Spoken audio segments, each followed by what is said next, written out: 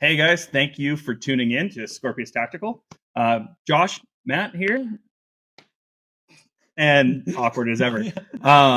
Hey, we are going to touch on some topics today, and something that we are always going to present from is from the gun shop side, not from the gun shop in the sales side, but gun shop from what have we seen in builds, what have we seen has been working for people in gear, and what are things that they have invested in that end up being a solid investment. So kind of the behind the counter view. Yeah, with the customer in mind first and foremost. So exactly. All right, what are we covering today? So just kind of hopping right in. Let's talk about the current administration or new administration. Big balls? No, not big balls. He's part of it. He's actually part of the administration now, though. Oh, he's actually part of the State part Department. of Doge. No, State Department. Oh. He got a job today at State Department. Big Balls has a job at State Department. Even better. Yeah. So I don't know if it's Mr. But Big no, Balls. more in terms of Trump. What is he doing? What is he doing specifically for 2A? Good, bad, ugly? Because I know in his first term, he was not very 2A. He was actually anything but. He did the only 2A stuff he hit was very anti-2A. Unfortunately, and they were three main points, but it was not positive for us in the slightest, especially from a suppressor standpoint, a part standpoint that are not a firearm. So the bump stock thing. That's what I mean. Like, it's a parts. It's not a firearm. It's not serialized. It's been hard to keep up with. I mean, we're filming this on Monday, February 10th, and we have Friday was an EO, an executive order that was signed saying we're reviewing all Second Amendment issues basically that are happening right now. And they mentioned specifically the past administration, but from what I'm understanding, they're talking about it more so from, I don't think the most over. The reality is we don't have enough data to even know what it is they're going after. But I will say, I feel like the girl being asked to the prom, where the Second Amendment is being talked about in an executive order before way before the first 100 days. Oh yeah. And as much as I will not be super positive toward most administrations, there's a list of things that I want to happen, but I'm also not very positive of most administrations. This is actually something that I'm like, okay, nobody's done this. Yeah, most administrations have been honestly anti-2A for as long as I've been alive.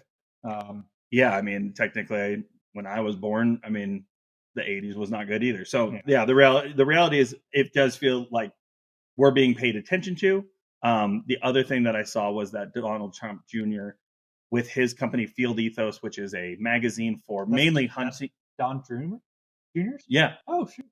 So he actually had a meeting with Meta, and we, as a business who is affected by our social media, it looks like there's positive things. So overall, Second Amendment is definitely on the minds of Washington, D.C., and there's things that are happening. Quite honestly, there's also so much happening that it's hard to even keep up with. There's a lot going on in the courts right now, too. Correct. I mean, that Mississippi judge, the article I read said he begrudgingly did that only for the plaintiff, but hey man, that sets precedent. Yeah, machine gun. Like, okay, yeah, dude, you're the one who's allowed in like down in the South to have a machine gun without but overall, I think that there's positive things happening, and I think that having some sort of positive attitude toward it is a good thing. At the end of the day, we always have to realize that there are pretty evil people amongst the groups who will do anything to continue to turn us all into the criminals that they want us to be portrayed as. Oh, absolutely. And that's our whole job is to hopefully, notify people of what we see. And if there's stuff that you guys see, you should let us know in the comments. Because if there's something happening more statewide that's in a specific state, again, the beauty of the United States, there are things that we will not see federally. And we can only track so much. Two guys. We're in Reno, Nevada, so we are 7 miles from the border of California. So we track California, but we track Nevada, and Nevada has done some of its own bad things. The frame and receiver, we're waiting on that response. All the Brady bill by itself. Yeah, we're a Brady state. Yeah. Do you think that we will see positive outcome, or is this just dust? This just dust being kicked up? I think at the very least, there's going to be some positive. You can't keep talking about it and not have something happen. Like the biggest thing I'm excited for is like, obviously the suppressors going faster. That's amazing. I don't think that's an administration thing. That was more of a operations. Yeah, operations and administrative.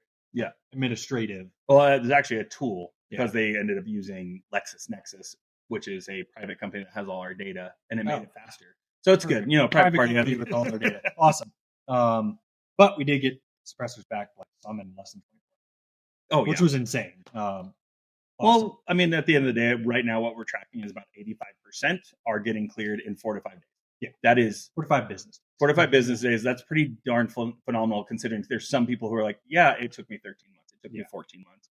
And those weren't that long ago. No, that was a year and a half ago. Mm-hmm. But there's no rhyme or reason. I think that's the difficulty.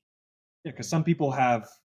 There's a gentleman who, I'm not going to name names, obviously, but he guarantee you he is cleared, but it's taking forever. Yeah, like we don't know why. And again, this is based on data that's being input by humans. That mistakes are made, we end up seeing them. Yep. All right. So to kind of reel back on what I'm kind of excited for this administration, in terms of 2A, I know it's been tossed around a lot. If we get nationwide reciprocity, that's the thing that I think realistically could happen. Mm-hmm. A lot of people are talking about the NFA, like, oh, repeal the NFA. I think anything's possible. That takes an act of Congress. I mean, we're over 90 years of that being in place, essentially, or coming up on 90 years. Like, obviously, I want to be like, yes, at the very least, SBRs and suppressors off the NFA. But I think the most realistic thing that is going to happen is nationwide reciprocity. Treat your CCW like a driver's license. Correct. And Thomas Massey is absolutely fighting for that. And his whole thing is that you shouldn't be asking the government for permission for a God-given right. Absolutely. And we can only do little things at a time. So I will have to admit that any little step is a positive, because the reality is all of us would just wipe everything. Oh, absolutely. But the reality is that is not the current ecosystem we work in. We have a very divided like culturally in some ways, and then also just from politically. So I mean, 2A culturally, I think that a lot of people on the left are starting to get into 2A. Which is interesting to see. I think it's a good thing in the sense of the more out there, the better.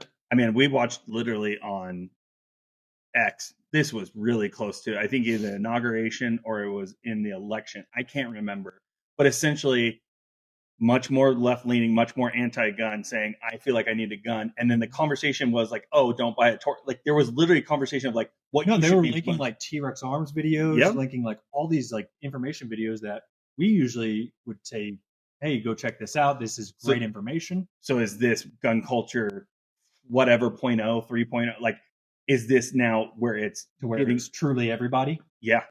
Potentially. Yeah. I mean, at least from the shop perspective, there's been more than a couple. The interactions are definitely different. Interactions are changing. Yeah. They're actively moving. Yes. And I've seen, at least my perspective, a lot less of traditional gun guys. Like, I've had the night vision conversation a lot less than I have in years past. And much more of the entry level. Yeah. Yeah. Which has been it's nice to change it up. Well, I mean, 2020 was 5 years ago. So the reality is 5 years, or like those 3 years of just absolute craziness have kind of gone away. Now people are going back to, I spent X amount of dollars then. Mm-hmm. How do I make this thing work? And this isn't not political side anything. Yeah. But people are like, what do I do for the optic? And then they're like, when I was talking to you, we were talking about this optic. Now you're like, primary arms 5X with the top dot. Yeah. Like, had they talked to you 4 years ago. I've also had so many optics in between. In the past 2 years, I've probably had, on this gun in particular, 6 different optics. In 4 years? Yeah. Yeah. Yeah. So, yeah. I have a problem. You have it's not restless rifle syndrome, but it is. This rifle is perfect.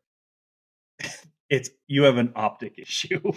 It is one of the coolest things that you can test, which is with a world where barter and like trade or whatever, like you can actually try something new, get that play with a bunch of different stuff, and then whether it's, but it allows me to give much better feedback to anyone asking about red dots, prism, LVPO, to actually have an opinion behind it because you ran it. Yeah, and have a database. And me and Jason telling you that you've been wrong on all the ones that you've done, and ours are right. Now, that's the whole thing, though. I think that's the beauty of this. There isn't actually a right answer for individually people, and people need to start feeling really strong about that, so that they can make their decisions and go home no, I made the decision for me, not because X person is running it. And be confident in the equipment that you get. Yeah. It's like, hey, I have a red dot for home defense, and that's my primary purpose. Dude, amazing. Unless it's a red dot on 12.5 that you're trying to reach. Okay. This is perfect. I change it. This is the 12.5 listed in our other video about the 12.5 build, which is kind of in the current. No, it's in the current situation. It didn't have the top dot. Okay. But 12.5 being that you're still not arguing that 12.5 isn't a phenomenal it's a jack of all trades. It's a master of none. Yeah, it's not going to be good at anything. It's not going to be great at anything. It's going to be good at everything. Is there one spot that it actually shines the best though? No. It does. At being better at more things. Well, yeah. So that's what it shines at. Yeah, true. Okay. So I'm just saying, like, because everybody's always trying to find that perfect one. The amount of there's not a perfect on barrel length. I mean, there's so many. It's ad nauseum. I mean, it now the barrel length conversation with like the arcs and stuff like that. That's a little bit different. Yeah. That's a whole another data set that we're going to see another 15 videos on in a year. Yeah. Especially if AAC starts making arc. That would make it much more doable. Yeah. So speaking of AAC and kind of the gun industry, to kind of pivot, the state of the industry right now. So we just got finished with SHOT Show a month ago. I mean, it's been 3 weeks. I didn't go down this year. There was much more value of me being here, and I think that it's because of a past life of what I've done before. Yeah. We live in a social media world where you're getting so much. Because companies constantly get blasted with new, but they have to have new content, so they have to start launching that stuff early. Mm-hmm. So quite honestly, anybody who's actually actively involved or seeing stuff, and I'm saying more customers are seeing this stuff. Oh yeah, well before even the guys who are like, oh well, what do I need to bring into my shop?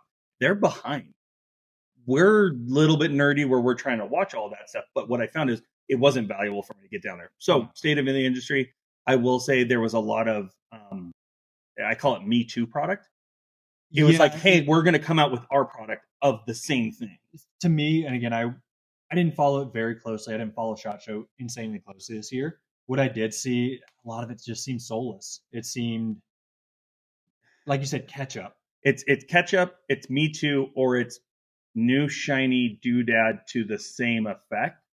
Yeah. I think the most exciting thing I saw was from Lima 6. Yeah. Which wasn't which was not it wasn't even a SHOT Show. I think he got to go. I can't remember if he was there. Nonetheless, a belt-fed AR-15 upper, and that's been in works for a while. But he has CAC Industries behind him, Red Right Hand, who is looking at the heat sink for it, and he's been getting handguards from everyone from Strike Industries. I think he's going to Midwest, and he's seeing which one gives the most amount of distance off your hand. Okay, to manage the heat, but that. At the price point he's talking about, I think he's talked about. I won't say it because it's in development, but it would be at the lower price point than the Fight Light. Yeah, belt fed up, significantly lower. And within a group of friends, it's very doable to invest in and be like, oh, we've got to invest in a squad automatic weapon for reasons. Automatic, automatically the squad weapon. Well, yeah, you do a super light Geisler, obviously. Don't rate me. What is there anything, obviously we watched from a distance, like anything outside of, I saw more stuff on X than I saw. The stuff I saw, it was, the one thing I was most excited for, it was the Holosun V-Cell laser. And they announced that the whole line. The whole line, which I think is going to shake up the night vision laser market. Because the price those things are going at and the power output they're putting, from what I've seen, it's amazing. And I think these laser companies... I believe Barrel and Hatchet's running one on his as well, and he said power was impressive. Yeah, because the laser market honestly has been kind of crappy for ever. It's been prices going up and nothing changing. Yeah, the power outputs, like the exceptions were like the mall, but the mall is ungodly expensive, and it's not something I usually recommend just for the price, right? Because most people can't afford that and still go out and shoot. Right. If it's the decision between a $3,000 laser or a $3,000 worth of ammo, or $2,000 worth of ammo and $1,000 on a laser, I'm going to do the $1,000 laser and ammo all day. Absolutely, because it's a tool, but it's not the end all be all. It's also not something going for a contract. No, sorry, the contract is what gets those prices where they're at. sense. But yeah, that was the thing I'm most excited for. And it wasn't even SHOT Show this year; it was last year. Yeah. Okay. State of the industry. Are we at the point where we're over our skis? And the reality is, to stay relevant, do we have to keep seeing manufacturers come out with something new, but it's so far from actually hitting the market that we're going to get people bitter? I think manufacturers need to have a just pivot from most manufacturers. Like, obviously, I'll support the smaller guys coming out with all the new cool stuff like Lima 6 and Red Right Hand. They're actually innovating, where a lot of these major manufacturers, it's on the part side, it's on the nylon side specifically. I've seen a lot of nylon. Yeah. It's like, you're just kind of doing the same thing. I think they just need to double down, increase manufacturing. So a lot of these companies are, I don't want to say drop hype beast, but they're constantly out of stock on stuff. And like, hey, let's just double down on the stuff we know, the stuff we do. So I think that's the interesting thing, is that as a manufacturer, with a lot of the nylon companies, a lot of the companies that make quality parts, the thing they run into is that person hasn't worn it out. No. So you have to come up with something new and innovative to make them go, oh, I want to buy that. Whereas the reality is that might not be the actual answer for what's best for the community. I think that some of these manufacturers, and there's a couple in particular that come to mind, they encourage people to get out and use it. Yes. Like, hey, get out and use it. I will say, like, a lot of people trash Condor. Yeah. We have thrashed some Condor, and Condor's motto is like, for the everyday hero. Like, yeah, it may not be your Gucci tier stuff, but it did get somebody into it. It did. And it allowed for them to not have a barrier of entry. Yes. And it allowed for different demographics to actually come together and actually make the community stronger, which, as kumbaya as that sounds, if we don't, this is going all the way back to the Second Amendment stuff with an administrator. If this community doesn't start figuring out how to not have its own little quarrels, eat each other alive, we could be so much stronger. And we need more demographics that are looking at, like, not demographics, but like, there's people on the outside who are like, I just can't enter it because my buddy spent $3,000 on a gun. Maybe it's the college kid that's like, hey, I'm balling on a budget. I got a PSA rifle and that's it. Like, hey, which them, along with like a Condor, they are doing that thing, which is like rifle in every hand. Absolutely. And gear for everybody. Absolutely. And like, a lot of people will turn their nose up at that, but that's the future. And the cool thing is, we've watched people who have had stuff for, as I look up, I'm looking at the shop, like stuff that has where they started, and then they moved on to whether it was HRT or S-Tech ended up like making their plate carrier better, like making the base level better. And they've slowly like grown, and then they've gone, we've watched them change. They're like, I won't go from a slick to a slick carrier with a chest rig or a split rig. Yeah. And then they're back. And that's as they use it more, they realize. But then their stuff ends up going into their buddy's hands who wants to get into it. Exactly. And it helps pay. Like, it's kind of like a self-feeding ecosystem. Good, which is good, because the reality is there is always somebody on that outside who's just like, I can't do it. Yeah. And it's sad. And again, on the community side, I think we need to, like, all of us in general need to do a better job of like having that hard conversation with people, where it's like in that person's back of their head, they're like, oh, I really want to try it, but it's so intimidating that I'm not even going to ask the question. Yeah, and like remove the intimidating factor from it. Yeah, be that good ambassador for the community. Like, and again, this sounds like kumbaya stuff, but the reality is, if we don't start doing this, I've seen it in the action sports industry. People did it. It was haves, have-nots, and it was, hey, you can't come here with that entry level stuff. It's like everybody had to start somewhere. Oh, I saw it when I was down in San Diego and I was trying to get into surfing. I got my Costco surf. The Wave Runner. Oh God. Okay, that's a whole no. Yeah, I agree. No, but same thing. But it is. It's just that there's a cultural barrier. We need to kill the holier than thou. Yeah, and we had the conversation tonight. Like, there's a whole crew of Scorpius guys that are going out and competing, and that's improving the community. And then we can hopefully introduce people who are here who are like kind of want to do it, but they don't feel like they're good enough. But it's like, no, you just need somebody there to help you, or feel like I know somebody there. When I started competition, it was Jason, another gentleman who used to work here. Yep. And they're like, no, we're dragging you out. You're competing. You're part of the crew. And then what did it feel like once you did that first night? Oh, I was super nervous. But after it was so much fun. Well, when you got done, you were like, was it as daunting? Was it as daunting as you made it in your head? No, because at least in the competition world, which I highly recommend a lot of people look into, it's a very welcoming community. Everyone there, at least from Reno, Nevada, where it's the only place I've competed, everyone there is super welcoming. Everyone there is super cool. But it allows for you to take your gear, which is the conversation we literally just had before we closed up the shop, which was you have all the things. You need to go see how this works. And the person who's doing this was a tuner in the car world, which is the beauty of like, okay, I tuned it, now I put it on the track. Okay, that's the same thing with all this gear. So cool. What else did you want to touch on? Kind of going back to the industry in terms of parts manufacturing, in terms of AR-15 specifically. Well, maybe not specifically, but just parts manufacturing in general. So what we're doing here at the shop and then what we see happening going forward in 2025. As far as specifically us in Scorpius, what I wanted to do, which I applied to multiple different industries I had, is figure out where we can have direct lines of conversation and can actually get these parts directly from manufacturers that are making the parts. The perfect example of that is our relationship with Schmid. Through our research, we ended up finding, hey, Schmid makes this trigger for countless other people. A large majority of the industry in terms of AR-15 builders. Correct. Specifically in any of those enhanced mil specs. So if you're talking about a BCM PNT, Schmid. Sons of Liberty fighting trigger, Schmid. The ALG ACT. And the QMS. The hammer is Schmid. I believe the shoe might be Geisley, but only because I don't see the coatings the same exact way, but the markings are Schmid. The markings are Schmid. And what we wanted to do was, instead of margin stacking, that, where builds are not as much of an option for somebody, we allow for getting that same quality.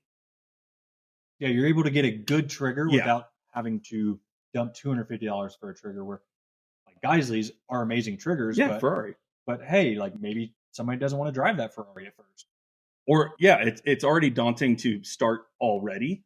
So, okay, this helps that barrier to hopefully be there. Or also our ability to take what we have learned as far as what ends up being kind of a jack of all. Like, hey, well, this is really good with our trigger, the STO1 now, which is a culmination of parts from Schmid, which is a straight-faced shoe and a nickel boron hammer. And what it does, we also soak it in a compound called PB80, which just in the phosphate, it actually absorbs that, and it's dry, but it ends up being just more, makes it smoother. Basically.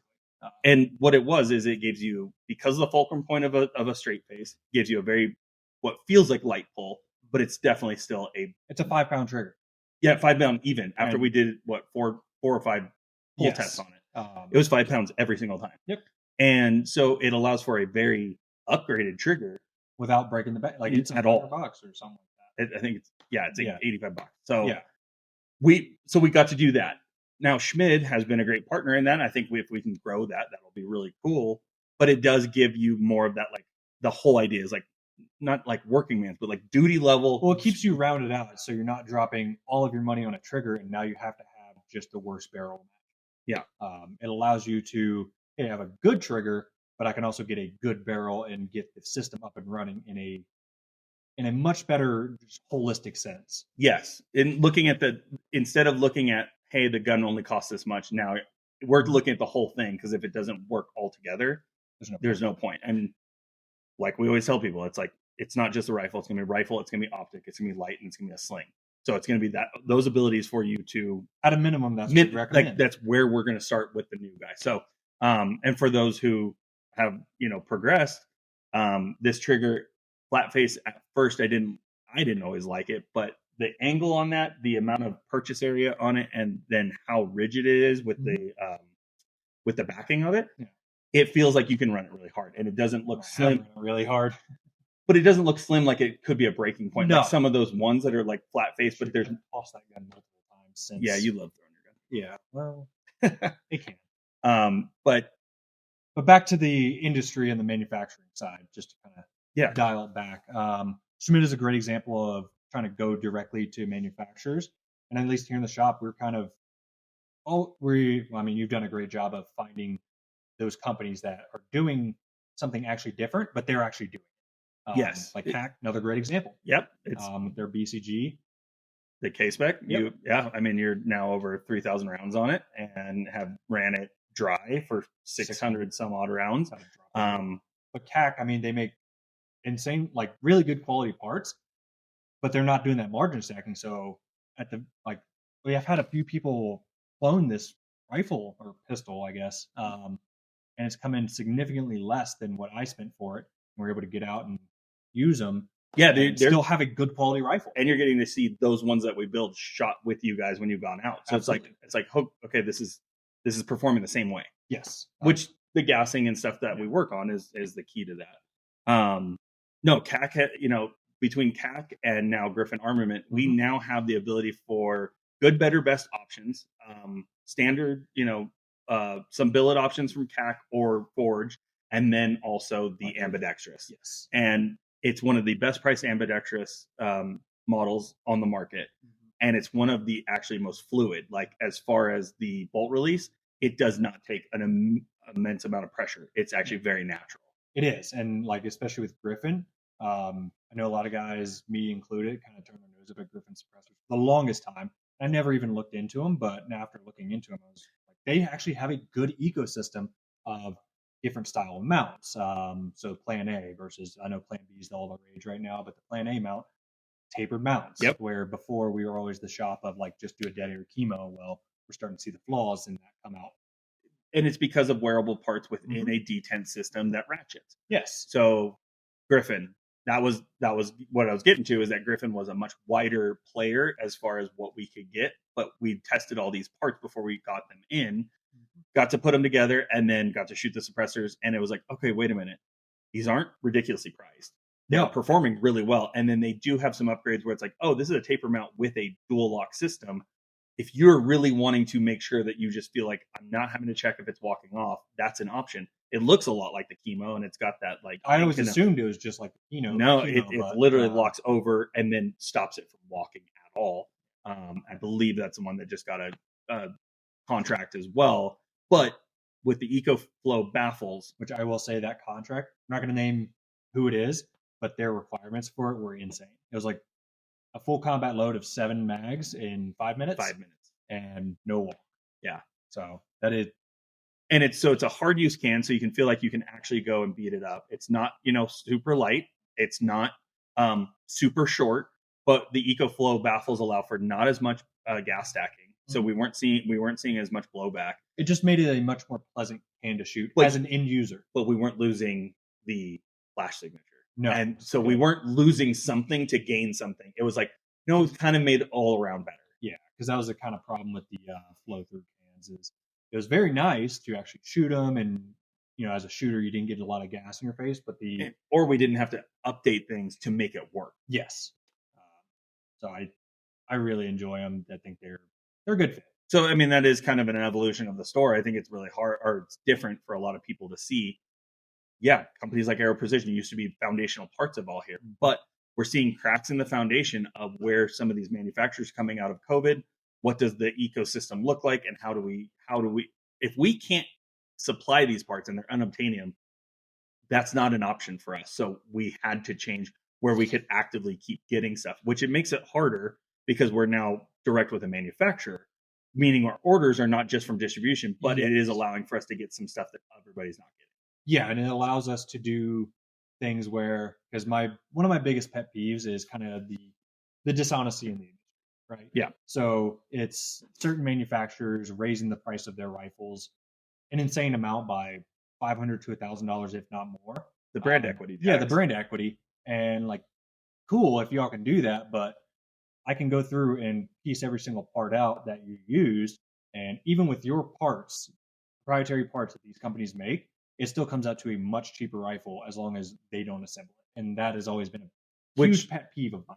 We'll be on a next episode. I want to talk about why the Frankenstein build has a negative connotation when the reality is it really gives us actually the best option to have the best parts. I would say it's a negative connotation. Well, we'll get back to that whole thing. But that's what we're going to cover is that you can really look at all your parts on your own and actually build probably the best concoction. Yeah, and we're going to pick and choose. Yeah. So, and we'll go dive in next time. Yeah, next time.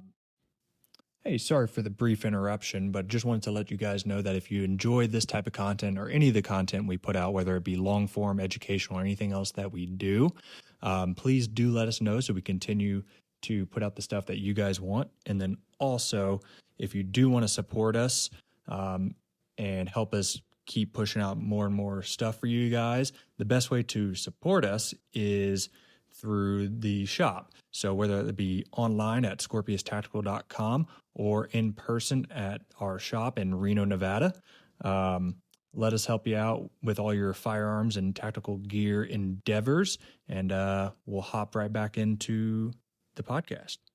All right, something that you always look into a lot more as far as, the breakup of all the different things we all do here. Nylon, gear, armor, medical. What are you seeing for 2025 as far as either is it a focus or is there a pivot? My guess is, because at least from the behind the counter here, it's definitely been a lower interest in the nylon.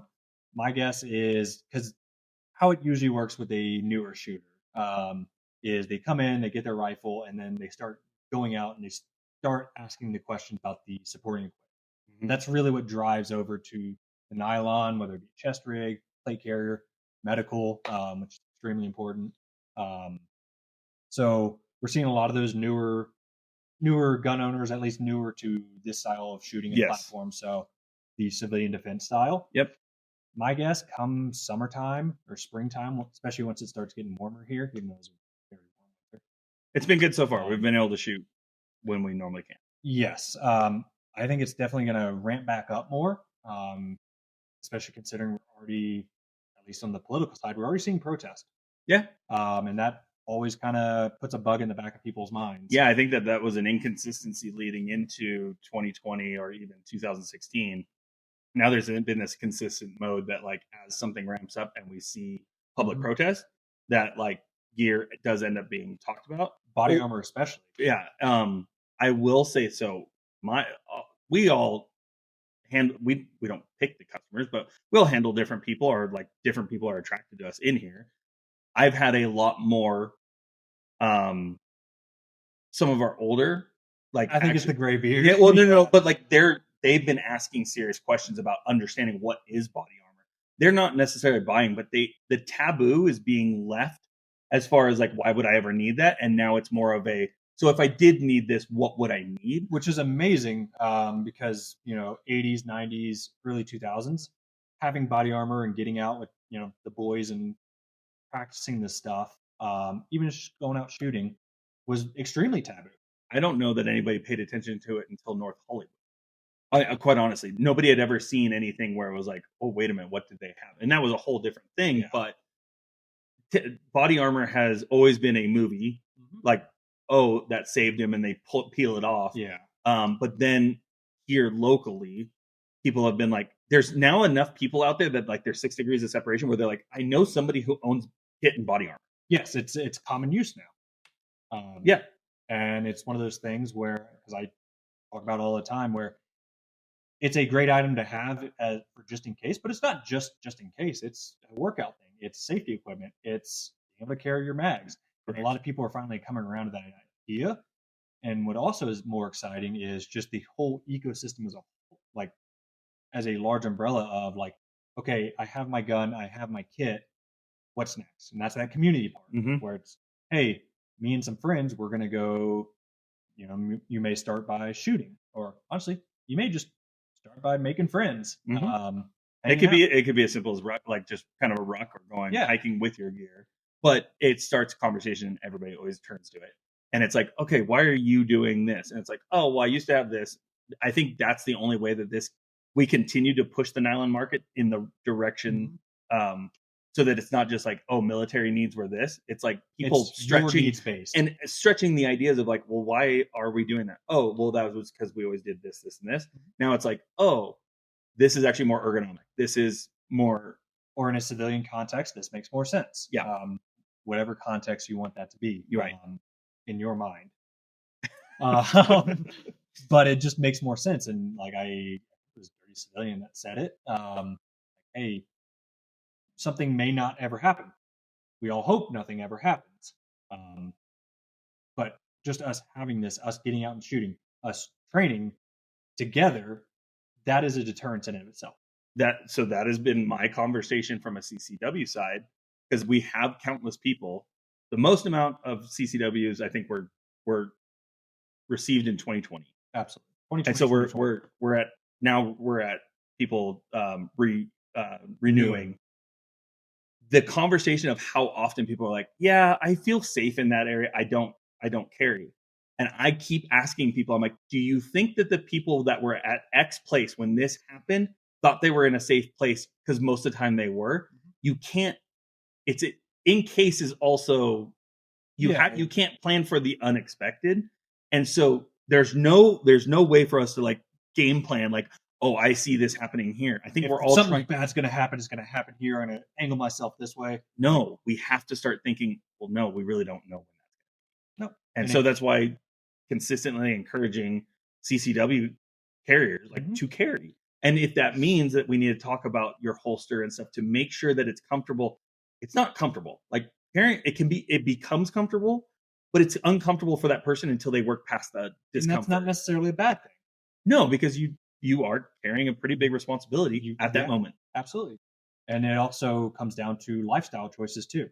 Like, hey, maybe instead of going out and just getting hammered with my friends every Saturday night, it's either that or I can carry and go out and, be DD for be them. That designated driver. Yeah, and actually help. Yeah, be that positive influence on your friend group. Yeah, no, it's just, it does make you think more. And there's a point where that natural thought just is, oh, well, I'm carrying, I will be carrying, and I'm not going to let alcohol overwhelm. I think it encourages healthy habits. Yeah, in my opinion, because especially like one thing that, and don't drink a white Monster while you're. I mean, one thing that I have not been the best at recently is just being physically fit. But I know it's a lot easier to carry appendix, which is what I carry. You're more physically fit. You have your, bigger chest to hide it better. So that's always been kind of something back in my mind that I need to get back into. But it's a lifestyle choice that, okay, to make this even better and more comfortable and more concealable, I'm going to change my lifestyle. I think the hardest conversation, and this is me looking in a mirror, this is not at anybody listening. This is, of all the things you do consistently, like the health part is the one that really can't ever take a break. Whereas like other trainings and stuff can like come and go. You can dial them back, and then you can work on handgun more, or you can work on rifle more, or you can be whatever. But the reality is the consistent one is moving your body and eating healthy and all that. Said I've not been the best at it. No, it's easy to get stuck. Oh yeah. It's really easy to get stuck. And it's really easy. Like I commend so many of the guys who are like content creators, but like Barrel and Hatchet and Dirty Civilian and like all these people who they're doing this stuff. And that's what's changing a lot of what we see, as opposed to guy at a range just shooting a new gun and being like, hey, so we have a new striker fired gun. It's got a new serial number and it's got a new model number. They're talking about the ecosystem. Yeah. They're talking about the civilian defense ecosystem. And a lot of guys will roll their eyes at that. Unfortunately, a lot of veterans, like I'm a veteran myself, didn't do anything cool. But a lot of the veteran community rolls their eyes at it. But why? But what is, because I think if we could understand that side more, then we can hopefully achieve somehow bettering it. I don't know. I honestly don't know. I mean, we'll get Jason on here. He actually did the cool stuff. He has been there and done that. And he's going to be more qualified to answer that question. And his approach is not rolling his eyes at it. No, his is more of, hey, can I help you understand something? Yeah, he has the knowledge base to teach it. Yeah. So yeah. Well, Bruiser's a good example of that. Yeah. Like he is not stopping any information getting into people's hands at all. Like if you literally didn't get to go to his class, but you just watched, you can learn so much. So, which is cool. This is a time of way too much information, but it's a lot of information that I would say for some of it's good information, but just not applicable for a lot of people. Some of it's blatantly false information. And the trouble is, like, part of our job here is kind of filtering through that and figuring it for everybody. What works, what doesn't. And to be that filter free. Yeah. So. Anything else you wanted to touch on? I think that kind of, that's a good first episode. Thank you for listening to probably some rambling. We're going to tighten this up. We're going to have some people on. It's going to be Reno focused. It's going to be people who are part of the Scorpius family. And we look forward to seeing you soon. If you liked what you saw, like it, subscribe, and share it with a friend, because the reality is we just want to keep building this community. Thank you so much. Appreciate it.